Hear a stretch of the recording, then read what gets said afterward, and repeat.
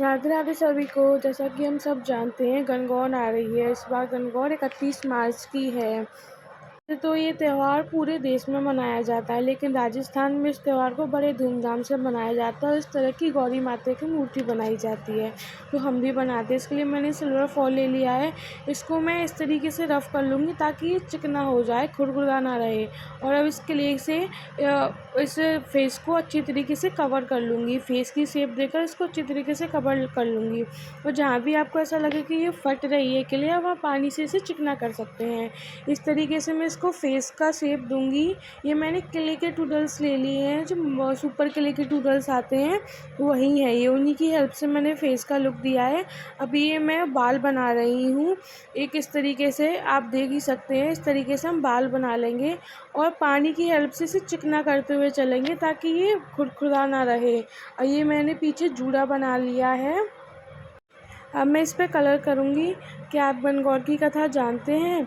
तो चलिए मैं बताती हूँ।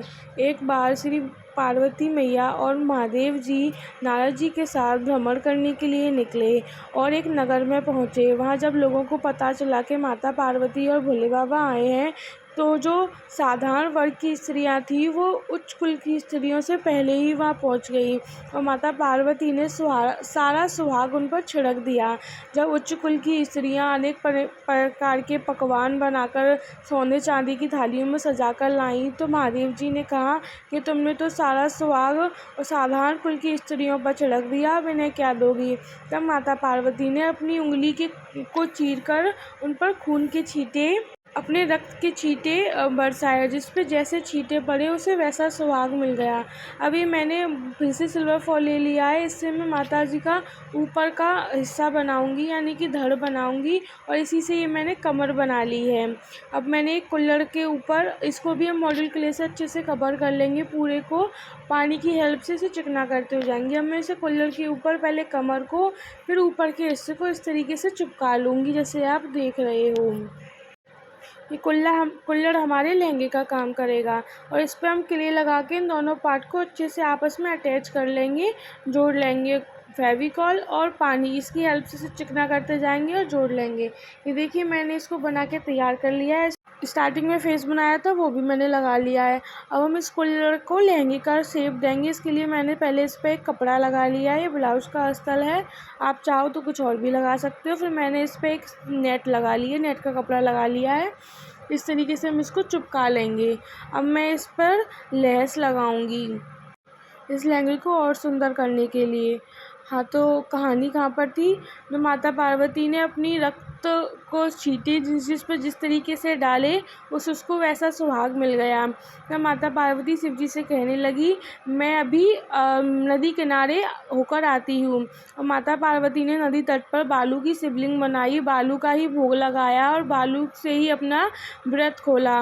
और जब वो इस कार्य को करने में माता पार्वती को काफ़ी विलम्ब हो गया, और जब शिवजी ने माता पार्वती से पूछा कि आपको इतनी देर क्यों हो गई, तो माता पार्वती ने झूठ कह दिया कि वहाँ मुझे मेरे भाभी भावज मिल गए थे, उनसे बात करने में मुझे विलम्ब हो गई।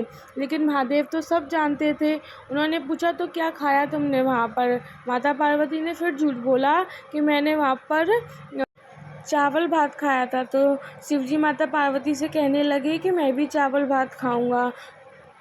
ये मैंने फैब्रिक का 3D पॉइंटर ले लिया है। इससे मैं लहंगे को लुक दूंगी और ये मैं अब उनकी ज्वेलरी को अच्छी तरीके से पेंट कर लूँगी। आप चाहो तो रियल मोती की ज्वेलरी बनाकर भी पहना सकते हो, लेकिन मैंने क्ले की ज्वेलरी बनाई है। तो जब शिवजी महाराज नदी की ओर चलने लगे, तो माता पार्वती ने मन ही मन शिवजी का चिंतन किया और कहा, यदि मैं पूर्ण प्रतिव्रता नारी हूँ और आपकी सच्ची दासी हूँ, तो मेरी लाज रखिए। तो शिवजी ने वहाँ माया का महल बना दिया। उनके भाभी भावज भी वहीं थे। शिवजी वहाँ 2 दिन तक रुके और खूब आनंद से रहने लगे। जब माता पार्वती ने उनसे चलने को कहा, तो शिवजी ने इनकार कर दिया। तो माता पार्वती रूठकर स्वयं चल दी, तो शिवजी को भी उनके पीछे चलना पड़ा। लेकिन सायंकाल शिवजी महाराज माता पार्वती से कहने लगे कि मैं तो अपनी माला वहीं भूल आया हूँ। तो माता पार्वती ने कहा कि मैं ले आती हूँ, तो उन्होंने मना कर दिया और नारद जी को वहाँ पे भेज दिया। नारद जी वहाँ पहुँचे तो उन्हें वहाँ ना कोई महल दिखा, ना कोई इंसान दिखा, बस जंगली जानवर थे।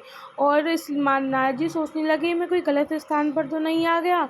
तब उन्होंने देखा कि शिव जी की माला एक पेड़ पर टंगी हुई थी। जब वह वापस आए और शिव जी को सारी व्यथा सुनाई तो माता पार्वती मुस्कुराकर कहने लगी, मैंने कुछ नहीं किया। तब शिव जी ने बोला, जो भी स्त्री गुप्त रूप से इस तरीके से चैत्र मास की शुक्ल पक्ष की तृतीया तिथि को पूजन करेगी, वह माता पार्वती की तरह अखंड सौभाग्य को प्राप्त करेगी। उसी दिन से इस गणगौर के त्यौहार को सभी सुहागनें बड़े उत्साह से अपने पति के लिए, अखंड सौभाग्य के लिए मनाती हैं और शिव जी से और माता पार्वती से अपने सुखद जीवन की कामना करती हैं। ये हमारी गौरी मैया बनकर तैयार हो गई हैं। आपको वीडियो अच्छी लगी हो तो please do like share and subscribe. मिलते हैं अगली वीडियो में, तब तक के लिए राधे राधे।